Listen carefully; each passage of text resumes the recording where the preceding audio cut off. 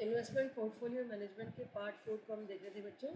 इसके अंतर्गत एक टेबल हमने बनाई थी और चार्ट के अंतर्गत जो डिफरेंट टाइप के विनियोग के विकल्प हैं, अल्टरनेटिव्स ऑफ इन्वेस्टमेंट्स की स्टडी आप लोग कर रहे थे। दो तरह के मेन विनियोग होते हैं, एक विनिमय साध्य प्रतिभूतियाँ, दूसरे गैर विनिमय साध्य प्रतिभूतियाँ, यानी कि नेगोशिएबल इंस्ट्रूमेंट इन्वेस्टमेंट और नॉन नेगोशिएबल इन्वेस्टमेंट्स।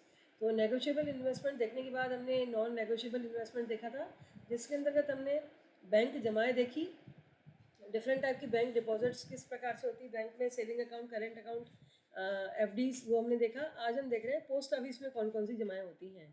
तो इसको समझने के बाद फिर हमारे पास लास्ट में रहेगा नॉन बैंकिंग फाइनेंशियल की जो कंपनी है वो किस प्रकार से आपके जो फंड्स को रखती हैं, या फिर जो है एसेट्स अदर में वो रहेगा। तो ये हम इसके अलग अलग जो है पार्ट देख रहे हैं।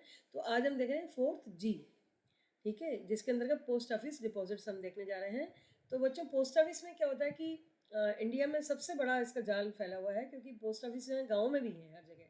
बैंक्स में भी इतनी लिमिटेड हैं जाके हर गांव में नहीं खोली जा सकती, लेकिन 90% अपना रूरल एरिया में जो है पोस्ट ऑफिस ज़रूर है वहाँ पे, और 2 लाख करीब पोस्ट ऑफिस जो है खोली गई हैं।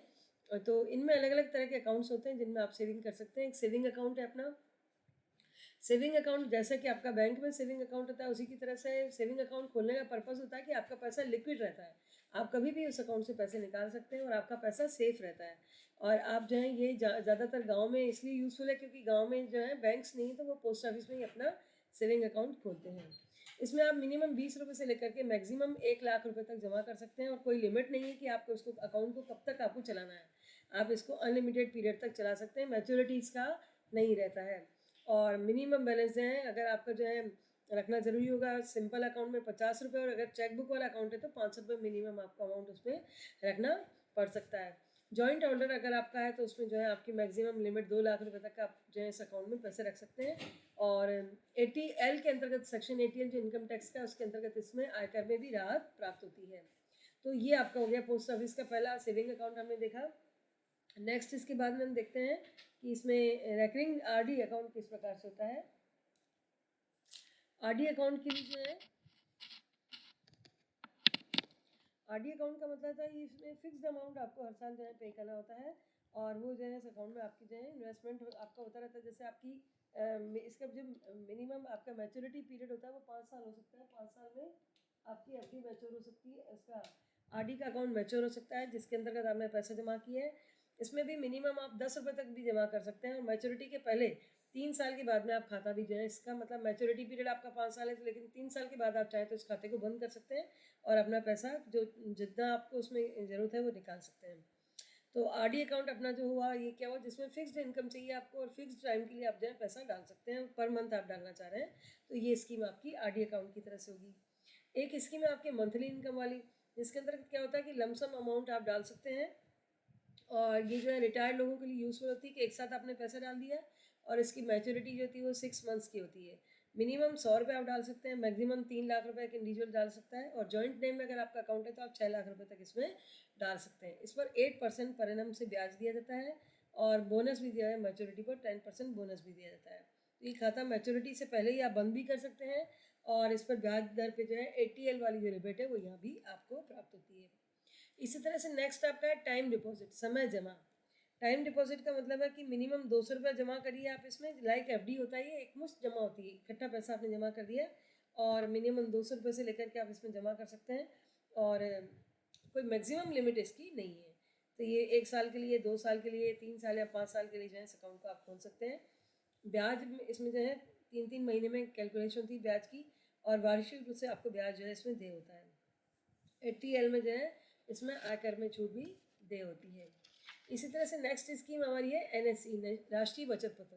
निश्चित अवधि के लिए जो है राष्ट्रीय बचत पत्र में आप पैसा डाल सकते हैं, इन पर आपके विनियोग की सुरक्षा रहती है, आपका पैसा बिल्कुल सेफ रहता है।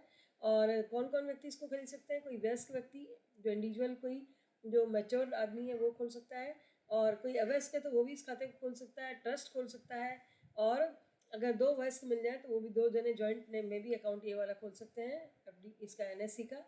और HFB जो हिंदू अनडिवाइडेड फैमिली है, हिंदू अविभाजित परिवार, वो भी इस अकाउंट को खोल सकते हैं। बच्चों इसमें जो लिमिट है, अमाउंट कैसे कैसे आप कर सकते हैं, 100 रुपये भी कर सकते हैं, 500 रुपये डाल सकते हैं, आप 1000 डाल सकते हैं, 5000, और इस तरह से गुणक में जो है इसकी वैल्यू होती है 10,000 रुपये की वैल्यू के आप जो है NSEs खरीद सकते हैं। इसके क्रय करने की कोई सीमा नहीं, कितना भी अमाउंट आप डाल सकते हैं। मैच्योरिटी इनकी 6 साल में होती है और 6 साल बाद में आपको जो है अमाउंट आपने जो जमा किया वो है प्लस उसका ब्याज मिल करके इकट्ठा पैसा आपको भुगतान किया जाता है। लेकिन अगर आप ये चाहें कि पैसा आपको 6 साल से पहले मिल जाए तो वो 6 साल से पहले आपको ये पैसा नहीं मिल सकता है। फिर ये होगा कि आपको जो है अगर किसी व्यक्ति की मान लीजिए डेथ हो जाती है तो ऐसी कंडीशन में ही केवल डिस्काउंट काट करके वो जो है पहले पैसा पेमेंट कर सकते हैं। बाकी कंडीशन में जो है 6 साल बाद ही पैसा मिलता है।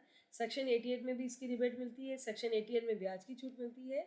तो ये भी एक अच्छा ऑप्शन है राष्ट्रीय बचत पत्र जो पोस्ट ऑफिस में खोला जा सकता है। इसी तरह से आपका एक अकाउंट पोस्ट ऑफिस में खुलता है पब्लिक प्रोविडेंट फंड, सार्वजनिक भविष्य निधि खुलती है, जिसमें क्या होता है कि किसी व्यक्ति के पास में पेंशन नहीं मिलती है उसे, तो उसके लिए अच्छा विकल्प है कि उसे बाद में इसमें से पैसा पेंशन की तरह भी इसमें से उसे प्राप्त हो सकता है। मिनिमम 500 रुपये जमा होते हैं और मैक्सिमम जो इसकी लिमिट है वो 10,000 रुपये तक आप इसमें जमा कर सकते हैं एक बार में। और कुल एक साल में आप 12 बार जमा कर सकते हैं। 1 ईयर में मैक्सिमम लिमिट है और मैक्सिमम इसकी मैच्योरिटी पीरियड 15 साल का हो सकता है। 5 साल तक तो जो है आप कभी कभी ऐसा अगर आपके पास पैसा नहीं है तो आप इसमें 5 साल तक अगर नहीं जमा करते हैं तो भी आपका अकाउंट यही चलता रहता है और 1 साल बाद में आप इसमें से लोन भी ले सकते हैं। तो बच्चों ये इसके अलग अलग जो है रूल्स होते हैं उनके अकॉर्डिंग इसको दिया जाता है। इसमें 80% जो है रेट ऑफ इंटरेस्ट जो है ब्याज सरकार तय करती है इसकी रेट ऑफ इंटरेस्ट, ताकि लोगों का हित रहे। तो गवर्नमेंट का भी इंटरवेंशन इसमें रहता है। और सेक्शन 88 में रिबेट तो इसमें मिलती ही है आपको, जो 1.5 लाख वाली रिबेट है वो भी मिलती है।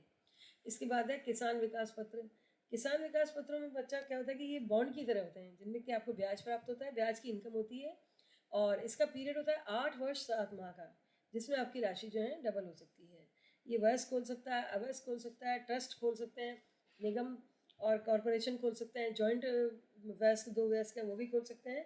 अमाउंट इसका भी गुणक में वैसे ही रहेगा जैसा कि आपके NSE का था, 100 रुपये, 500 रुपये, 1000 रुपये, 5000 रुपये या 10,000 रुपये या 50,000 रुपये तक आप इसमें जमा कर सकते हैं।